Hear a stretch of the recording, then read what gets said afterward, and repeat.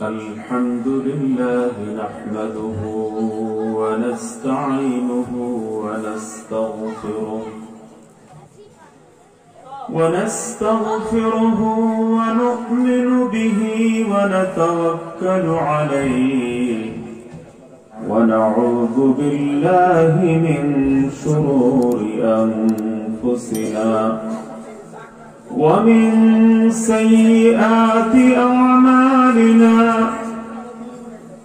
ونعوذ بالله من شرور أنفسنا ومن سيئات أعمالنا من يهده الله فلا مضل له ومن يضلل فلا هادي له ونشهد أن لا إله إلا الله وحده لا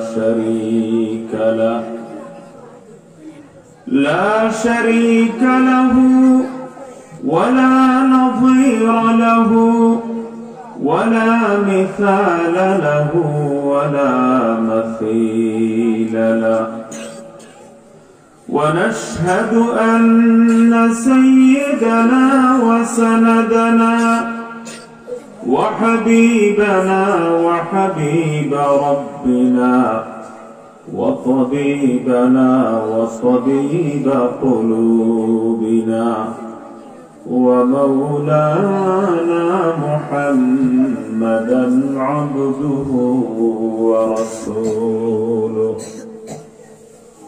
صلى الله تعالى عليه وعلى آله وأصحابه وبارك وسلم تسليما كثيرا أما بعد فأعوذ بالله من الشيطان الرجيم بسم الله الرحمن الرحيم لقد من الله على المؤمنين إذ بعث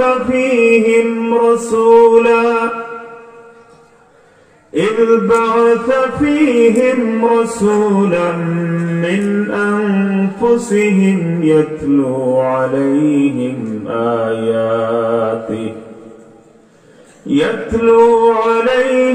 آياته ويزكيهم ويعلمهم الكتاب والحكمة وإن كانوا من قبل لفي ضلال مبين.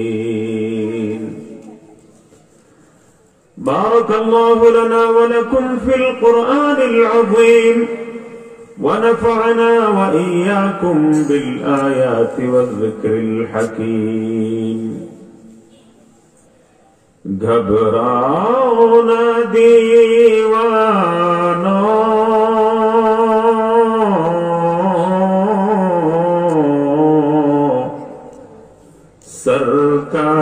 सरकार बुलाएंगे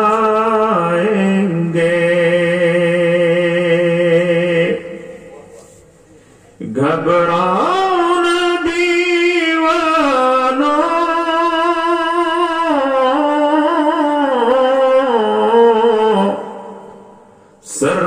सरकार बुलाएंगे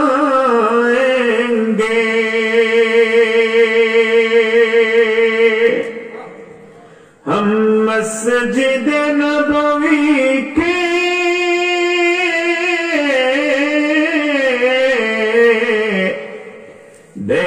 देखेंगे मीनारों को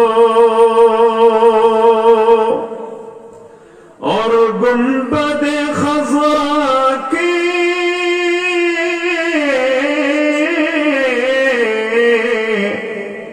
पुरनूर नज़ारों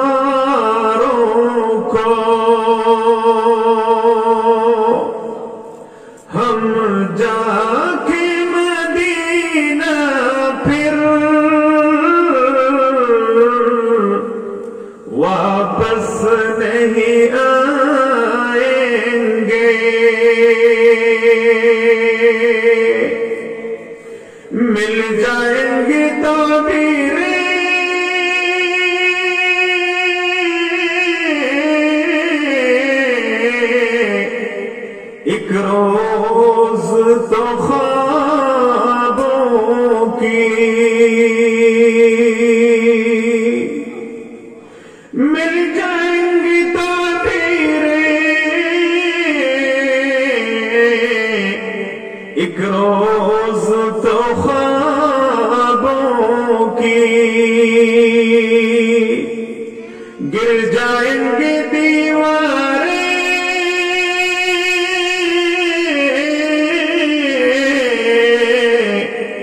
सब देखना होगी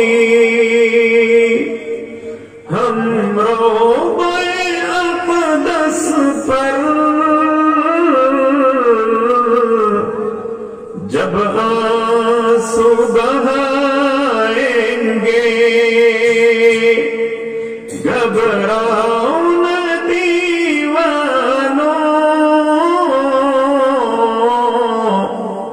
सरकार बुलाएंगे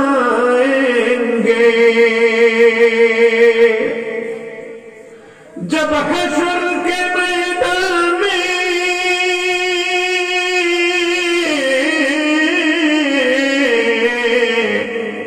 एक हश्र बपा होगा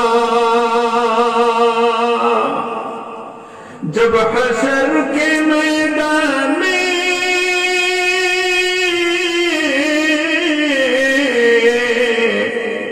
एक हश्र बपा होगा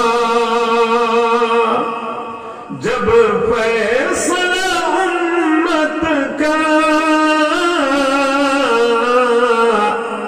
करने को खुदा होगा उम्मत को शहे बतहा कमली में छुपाएंगे उम्मत को शहे बतहा कमली में छुपाएंगे घबराओ न दीवानों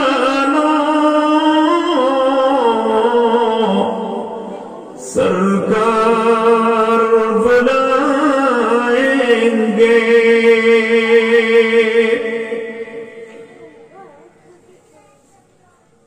अल जामिअतुल अरबिया मिफ्ताहुल उलूम बाजितपुर दिलालपुर किशोरगंजेर 70 বছর পূর্তি উপলক্ষে বিশাল বড় আন্তর্জাতিক ইসলামী মহাসম্মেলনের সম্মানিত সভাপতি উপস্থিত মুহতামিম সাহেব উলামায়ে কেরাম বিশেষত মুফাসসির কুরআন অনল বর্ষী বক্তা হযরত মাওলানা তাফাজ্জুল হক আজিজ সাহেব এবং অন্যান্য আসাতিজায়ে কেরাম উলামায়ে কেরাম এলাকার সর্বস্তরের দিন দরদি রাসূল প্রেমিক ইমানের উত্তাপ সমৃদ্ধ মুসলমান ভাইয়েরা পর্দার আড়ালে ওয়াজ শোনায় ব্যস্ত মা এবং বোনেরা সবার প্রতি অন্তরের অন্তঃস্থল থেকে হৃদয়ের গভীরে থেকে আমি পেশ করছি আসসালামু আলাইকুম ওয়া রাহমাতুল্লাহ। মাশাআল্লাহ আমাকে বলা হয়েছে আমি লন্ডন থেকে আগত এমন লন্ডন থেকে আগত যে আমি 31 ডিসেম্বর লন্ডন থেকে বের হয়েছি ইতালিতে গিয়েছি ইতালিতে লাগাতার সময় আমার ব্যয় হয়েছে 31 1 জানুয়ারি 2 জানুয়ারি আজকে 3 জানুয়ারি বিকালে এসে পৌঁছেছি সেখান থেকে প্রথমে দিল্লি থেকে ঢাকায় নেমে ডাইরেক্ট না খানা না পানি না কোনো কিছু এখানে আসার পর আমি ভেবেছি হয়তো আমাকে একটা অ্যাম্বুলেন্স দিয়ে কোন হসপিটালে নিয়ে যাওয়া হবে কারণ কয়েক রাত থেকে ঘুম হয়নি প্রপারলি অল্প কিছু তো হয়েই যায় কিন্তু নিয়মতান্ত্রিক ভাবে ঘুম পর্যন্ত হয়নি গলার আওয়াজ সঙ্গ দিচ্ছে না এমত অবস্থায় এখানে এসে এত সব বড় বড় আকাবির উলামায়ে কেরামের উপস্থিতিতে আপনাদের বরকতময় সুন্দর সময়টা নষ্ট করা আমার মতো এক অপদার্থের জন্য আমি সমীচীন মনে করি না কিন্তু এরপরেও মাশাআল্লাহ আমাকে ঢাকা এয়ারপোর্ট থেকে গ্রেফতার করে নিয়ে আসা হয়েছে, আর এখানে হাজিরা আমি দিতে পেরেছি। কিন্তু এখানে দেখার পর সবকিছু, সব ক্লান্তি আমার মুছে গেছে, সব টায়ার্ডনেস দূর হয়ে গেছে। এত আবেগ, এত উচ্ছ্বাস, এত ইমানের উত্তাপ আমার জীবনে প্রথম কিশোরগঞ্জের কোন এলাকায় আসা। সুবহানাল্লাহ। আমি মন প্রাণ উজাড় করে আপনাদেরকে ধন্যবাদ, মুবারকবাদ জানাই, হৃদয় দিয়ে দোয়া করি আল্লাহ যেন আপনাদেরকে দুনিয়া এবং আখিরাতকে ফলে ফুলে পল্লবে বিকশিত করে দেন, বরকত দ্বারা যেন আপনাদের সবাইকে মালামাল করে দেন, বলি আমিন। আমি বাড়িতেও যাইনি, কোথাও যাওয়া হয়নি, সরাসরি এখানে এসে বাংলাদেশের খাবারটা প্রথমবার আপনাদের এখান থেকে নিয়েছি। এটা আমার রিজেক্টের মধ্যে ছিল, আলহামদুলিল্লাহ বলি আমরা। আল্লাহু আকবার। এটাও তাকদীরে লেখা যে এখানকার খাবার দিয়ে দেশে এবারকার সফরে প্রথম আপনাদের এই এলাকার রিজেক্ট দ্বারা আমার শরীরের মধ্যে একটা ইমানের আবেগ ইনশাআল্লাহ চলে যাবে। আমি কিশোরগঞ্জের সাথে হযরত মাওলানা আতহার আলী সাহেব রাহমাতুল্লাহি আলাইহির কারণে, জামিয়া ইমদাদিয়া কিশোরগঞ্জের কারণে, শহীদি মসজিদের কারণে, অসংখ্য হযরত মাওলানা আজহার আলী আনোয়ার শাহ সাহেব রাহমাতুল্লাহি আলাইহির কারণে, অন্যান্য বুজুর্গানে দ্বীনের কারণে আত্মার সম্পর্ক, হৃদয়ের টান দীর্ঘদিন যাবৎ একেবারে ছোটবেলা থেকে অনুভব করে আসছি। আর আমার নানাজান কুতবে আলম হুসাইন আহমদ মদনী, শেখুল ইসলাম হুসাইন আহমদ মদনী রহমতুল্লাহি আলাইহির খলিফা হযরত শেখ আব্দুল গফফার শেখ মামুর খানি রহমতুল্লাহ আলাইহি লক্ষ লক্ষ মানুষের শেখ ও মুর্শিদ ছিলেন এবং মুস্তাজাবুদ দাওয়াহ বুজুর্গ ছিলেন। আমার আব্বাজান শেখুল হাদিস আল্লামা আব্দুল মুসাউবির সাহেব নির্বাহী মুহতামিম মুন্সিবাজার মাদ্রাসা জকিগঞ্জ ছিলেন। উনাদের একজন খাসুল খাস শাগির্দ, সারা জীবনের একেবারে মস্তক থেকে নিয়ে দরাই হাদিস পর্যন্ত যাদের কাছে, আব্বাজানের কাছে, নানাজানের কাছে যিনি পড়েছেন, পড়াশোনা করেছেন, এমন বুজুর্গ কিন্তু এখন নিজেই তিনি সারা দেশের আকাবির উলামায়ে কেরামের মধ্যে অন্যতম শ্রেষ্ঠ একজন আল্লাহর ওলি বুজুর্গ এবং দেশের শ্রেষ্ঠতম শেখুল হাদিস আল্লামা শফিকুর রহমান জালালাবাদী সাহেব দামাত বারাকাতুহুম, মাশাআল্লাহ, তিনিও বারবার আমাকে উস্তাদের ছেলে হওয়ার সুবাদেও হুকুম করেছেন, ফরমাইশ করেছেন, কিন্তু আজকে তার সঙ্গে আমার সাক্ষাৎ হয়নি। তিনি চলে গিয়েছেন। আমার হৃদয়ের স্পন্দন, তিনি ভালোবাসার পাত্র এবং জকিগঞ্জ, সিলেটের জকিগঞ্জে উনি উনার এলাকায়ও এত বেশি জনপ্রিয় যে কোন এলাকায়, নিজের এলাকায় কোন মানুষ এত সাধারণত জনপ্রিয় হয় না, কিন্তু ওনার ছাত্র জীবন থেকে, শিক্ষা জীবন থেকে উনার তাকওয়া, উনার আল্লাহ ভীরুতা এবং উনার বুজুর্গি সর্বজনের কাছে একেবারে একটা পরিচিত বিষয় ছিল। আর আজও মানুষ তার জন্য নিজের এলাকায় পাগল করা। আর আমি এটা জেনে বারবার এটা অবগত হয়ে খুশির অন্ত নেই যে পুরো ময়মনসিংহে তিনি এখন বর্তমানে একজন মহিরুহ হিসাবে, দ্বীনের দায়ী হিসাবে, পরম শ্রদ্ধাভাজন শেখুল হাদিস হিসাবে আপনাদের এলাকায় হিজরত করে এসেছেন। আর এখানেই তিনি বছরের পর বছর তিনি অতিবাহিত করে যাচ্ছেন। আল্লাহ যেন তাকে সুস্থতার সাথে দীর্ঘ নেক হায়াত দান করেন, বলি আমিন। আপনাদের এই আবেগ দেখে আবারও আমার গলার আওয়াজ তো সঙ্গ দিচ্ছে না, কিন্তু আল্লামা ইকবালের কবিতাই মনে পড়ে যায়। প্রাচ্যের মহাকবি আল্লামা ইকবালের কবিতা, আহ या रब दिले मुस्लिम को, या रब दिले मुस्लिम को वो जिंदा तमन्ना दे, जो कल्ब को गरमा दे, जो रूह को तड़पा दे। या रब दिले मुस्लिम को वो जिंदा तमन्ना दे, जो कल्ब को गरमा दे, जो रूह को तड़पा दे। আল্লাহু আকবার। এখানে বাকি অংশ আমার লেখাও আছে, একটু আমি শোনাই। फिर वादे फारा के हर हर जर्रे को चमका दे, फिर वादी फारा के हर जर्रे को चमका दे, फिर शौक़ तमाशा दे, फिर ज़ौक़ तक़ाज़ा दे। या रब दिल मुस्लिम को वो जिंदा तमन्ना दे, जो क़ल्ब को गरमा दे, जो रूह को तड़पा दे। महरूम तमाशा को फिर दीदे बीना दे, महरूम तमाशा को फिर दीदे बीना दे। देखा है जो कुछ मैंने औरों को भी दिखला दे। भटके हुए राही को फिर सूए हरम ले चल, भटके हुए राही को फिर सूए हरम ले चल। इस शहर के खूगर को फिर वसअत सहरा दे। पैदा दिल वीराने फिर शोरिश महशर कर, इस महफिल खाली को फिर शाहिद लैला दे। আল্লাহ যেন কবুল করেন বলি আমিন।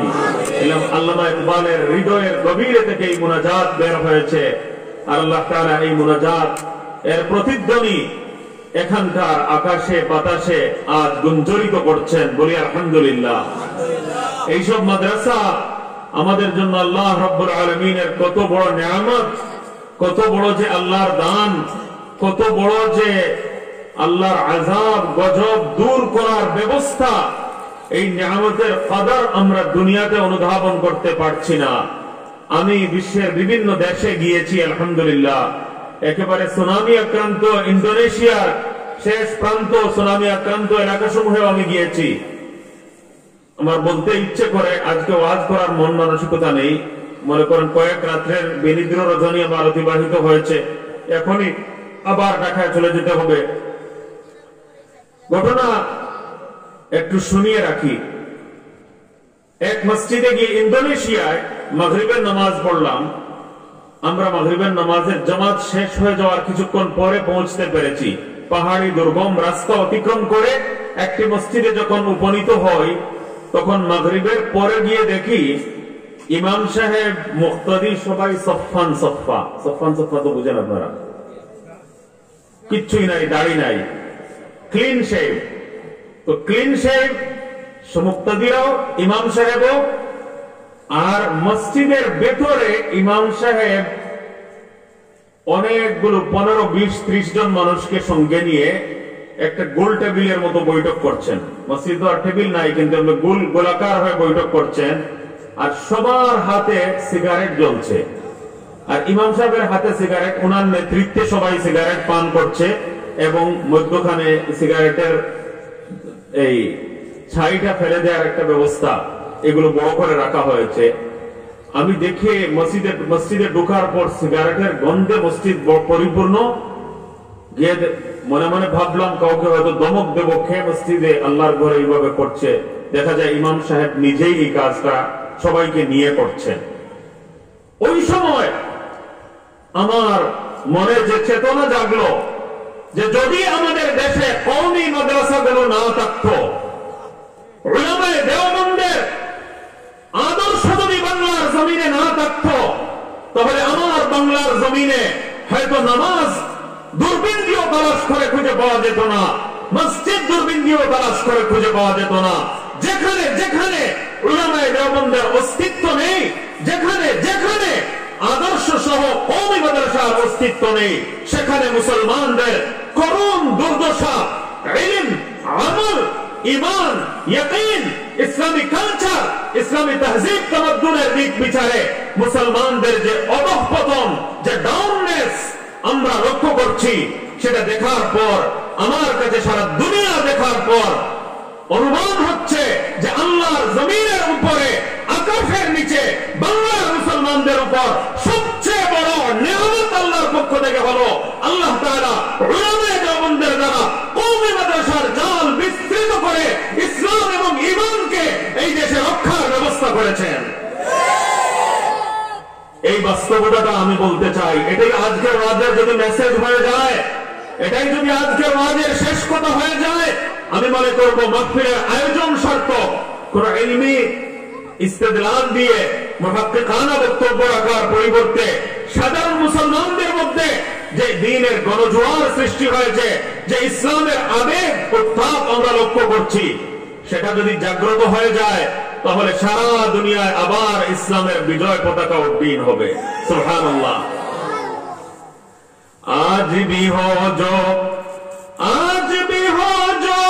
इब्राहीम का ईमान पैदा, आग कर सकती है एक अंदाज़ गुलिस्ता पैदा। आज के যদি ইব্রাহিম আলাইহিস সালাতু ওয়াস সালামের ঈমান যদি মুসলমানদের মধ্যে জীবিত হয়ে যায়, তাহলে আজকেও মুসলমানেরা আল্লাহর সাহায্য পেয়ে এবং দৃশ্যের পুনরায় অবতারণা করতে পারবে।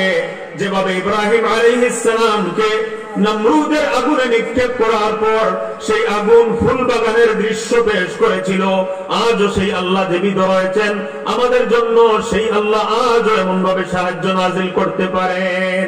সুবহানাল্লাহ বলে একটু জোরে।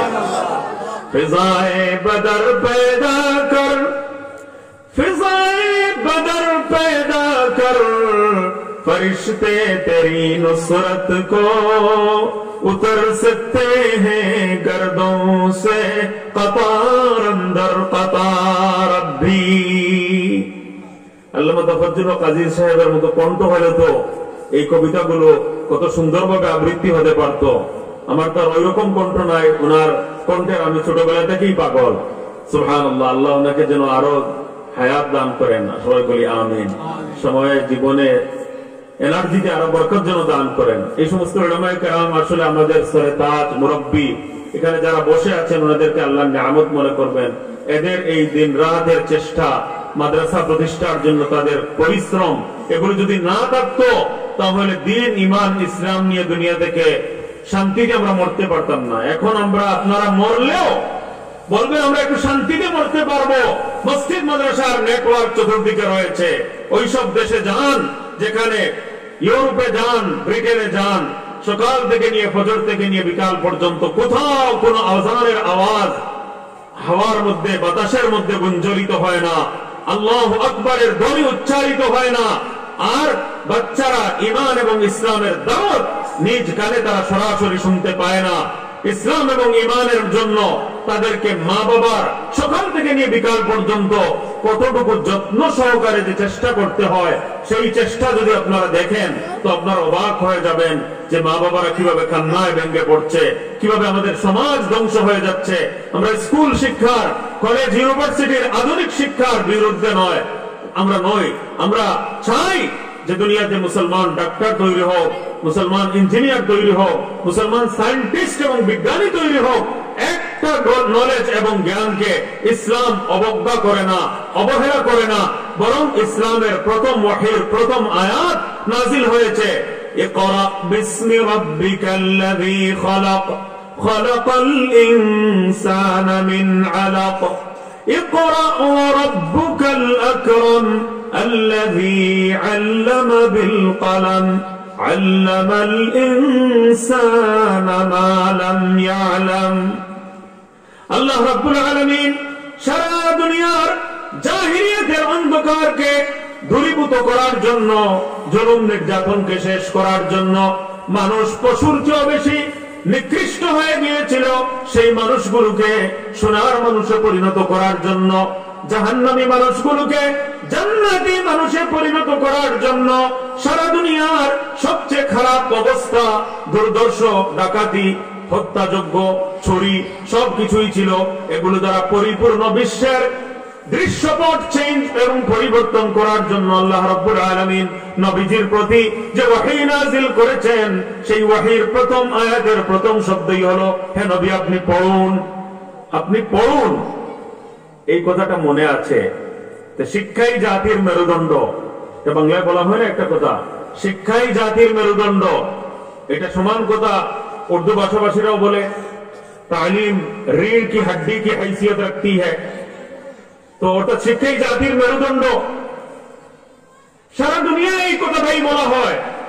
কিন্তু দুনিয়াতে যত শিক্ষা বাড়ছে, চুরি তত বাড়ছে, ডাকাতি তত বাড়ছে, দুঃশাসন তত বাড়ছে, জুলুম নির্যাতন তত বাড়ছে, অস্ত্রের জঞ্জনানি তত বাড়ছে, জনগণকে শোষণ করা এবং হাজার হাজার কোটি টাকা পাচার করে জনগণকে কঙ্কালে পরিণত করা, দেশকে মিসকিনে পরিণত করা এবং দেশের জাতীয় সম্পদ লুণ্ঠন, তাও কিন্তু বাড়ছে। একদিকে শিক্ষার হার বাড়ছে, অপরদিকে আমরা দেখতে পাচ্ছি চুরি, ডাকাতি, করাপশন এবং দুর্নীতির পরিমাণও বাড়ছে। এই যে হাজার হাজার কোটি টাকা যারা চুরি করে আর সারা দেশকে কঙ্কাল বানায়, দেশ এবং জাতিকে এক একটা প্রজেক্ট থেকে দেখা যায় 500 কোটি টাকা নয়, 500 কোটি ডলার শুধু এক প্রজেক্ট থেকেই দেখা যায় ছিনতাইয়ের বিবরণ আর অপহরণের বিবরণ আর দুর্নীতির বিবরণ। এগুলো কি শিক্ষিত চোরেরা করছে, অশিক্ষিত চোরেরা এই কাজটা করছে, না শিক্ষিত চোরেরা করছে? কি বলেন? শিক্ষিত চোরেরা এই দেশকে কঙ্কাল করছে। অশিক্ষিত চোরদের একটা শশা হয়তো কিনে নিয়ে গেছে, একটা লাউ হয়তো আপনার চুরি করে নিয়ে যাবে, কিন্তু শিক্ষিত চোরেরা পুরো জাতিকে এতিম মিসকিন বানিয়ে ছেড়েছে। ঠিক কিনা? আমার কথা একটু বলবেন আপনারা, তাহলে বুঝবো আমার কথা আপনারা বুঝতে পারছেন। এটা কেন? আল্লাহ বলছেন, সারা হে নবী, এই জাহিলিয়াতের অন্ধকার থেকে সারা দুনিয়াকে মুক্ত করার, সারা দুনিয়ার জীবনে শান্তি নিশ্চিত করার, পরকালীন মুক্তিকে নিশ্চিত করার একমাত্র পথ হলো পড়াশোনা, শিক্ষা। পড়াশোনা এবং শিক্ষা হলো এর একমাত্র উপায়, এর একমাত্র ব্যবস্থাপনা। মাশাআল্লাহ, হযরত তশরিফ নিয়ে এসেছেন, আল্লাহ তাআলা হযরতকে যেন নেক হায়াত বাড়িয়ে দেন। জি, আমি যে কথাটা বলবো আপনার একটু মনোযোগ আছে আমার দিকে একটু। তো আল্লাহ রাব্বুল আলামিন পবিত্র কোরআনে পাকের মধ্যে ইকরা শব্দ বলেই ক্ষান্ত হয়ে যাননি, শুধু ইকরা শব্দ উচ্চারণ করেই ক্ষান্ত হয়ে যাননি, সাথে কি বলেছেন? বিসমি রাব্বিকাল্লাযী খালাক। একটু জোরে বলেন না, এই সূরা তো সবারই মুখস্থ আছে। ইকরা বিসমি রাব্বিকাল্লাযী খালাক। এর অর্থ কি? হে নবী আপনি পড়ুন আপনার প্রতিপালকের নামে, লালন পালনকারীর নামে, রবের নামে, আল্লাহর নামে আপনি পড়ুন। তো সারা দুনিয়া শিক্ষার কথাটা তো মনে রেখেছে, ইকরা মনে রেখেছে, কিন্তু বিসমি রাব্বিকাল্লাযী খালাক বলে গিয়েছে। যে শিক্ষা আল্লাহর পরিচয় থেকে বঞ্চিত, যে শিক্ষা আল্লাহর মারিফত থেকে মাহরুম এবং বঞ্চিত, যে শিক্ষার দ্বারা আল্লাহর পরিচয় মানুষ লাভ করতে পারে না, আল্লাহর সামনে জবাবদিহিতার অনুভূতি তৈরি হয় না, আল্লাহর দরবারে বিচারের কাঠগড়ায় কিয়ামতের দিন দাঁড়ানোর অনুভূতি, যে শিক্ষা দ্বারা মানুষের অন্তরে সৃষ্টি হয় না, আখিরাতের ভয় যে শিক্ষার মধ্যে বিদ্যমান নেই, যে শিক্ষার দ্বারা জান্নাত এবং জাহান্নামের ভয় আশা মানুষের অন্তরে সৃষ্টি হয় না, এমন শিক্ষা যতই উপরে যাক না কেন, যতই বড় ইউনিভার্সিটি লেভেলে চলে যাক না কেন, অক্সফোর্ড ক্যামব্রিজের পর্যায়ে চলে যাক না কেন, আর সকল মানুষ একেবারে বিশেষজ্ঞ হয়ে যাক না কেন, আর বড় বড় সায়েন্টিস্ট আর বড় বড় বিজ্ঞানী হয়ে যাক না কেন, এমন শিক্ষা দ্বারা সমাজে দুর্নীতি তো বাড়তে পারে, করাপশন তো বাড়তে পারে, লড়াই বিদ্রোহ বাড়তে পারে, ঝগড়া বাড়তে পারে এবং ক্ষমতার অপব্যবহার বাড়তে পারে, জুলুম নির্যাতন বাড়তে পারে। এমন শিক্ষা জাতির জন্য মেরুদণ্ড হতে পারে না, এমন শিক্ষা দেশ এবং জাতিকে শান্তির চরম শিখরে নিয়ে পৌঁছাতে পারে না। আল্লাহ বলে দিয়েছেন এমন শিক্ষা হে নবী আপনি দান করুন, এমন পড়া আপনি পড়ুন যা হবে আল্লাহর নামে, যা হবে তোমার রবের নামে। বিসমি রাব্বিকাল্লাযী খালাক। আমরা কোন শিক্ষার বিরোধী নই, কিন্তু সারা দুনিয়াকে এই মেসেজ আমরা দিতে চাই যে সারা দুনিয়ার মধ্যে অনেক তন্ত্র মন্ত্র তোমরা পরীক্ষা করে দেখে নিয়েছো, অনেক মানব রচিত মতবাদ তোমরা বাস্তবায়িত করার মধ্য দিয়ে সারা দুনিয়াতে অনেক ধরনের পরীক্ষা নিরীক্ষা, অনেক ধরনের তিক্ত অভিজ্ঞতা, জ্বর যন্ত্রণা, চড়াই উতরাই পেরিয়ে তোমরা এই পর্যায়ে এসে উপনীত হয়েছ। আর সারা দুনিয়াতে কোথাও তোমরা শান্তি, নিরাপত্তা, ইনসাফ, ন্যায় বিচার সম্পূর্ণরূপে প্রতিষ্ঠা করতে সক্ষম হওনি। কারণ কি? এমন শিক্ষা তোমরা দিয়েছ যে শিক্ষার সাথে আল্লাহর পরিচয় নেই, যে শিক্ষার সাথে আল্লাহর মারিফতের শিক্ষা নেই, যে শিক্ষার সাথে আল্লাহর পরিচয়, আল্লাহর ভালোবাসা, আল্লাহর মুহাব্বত, আল্লাহর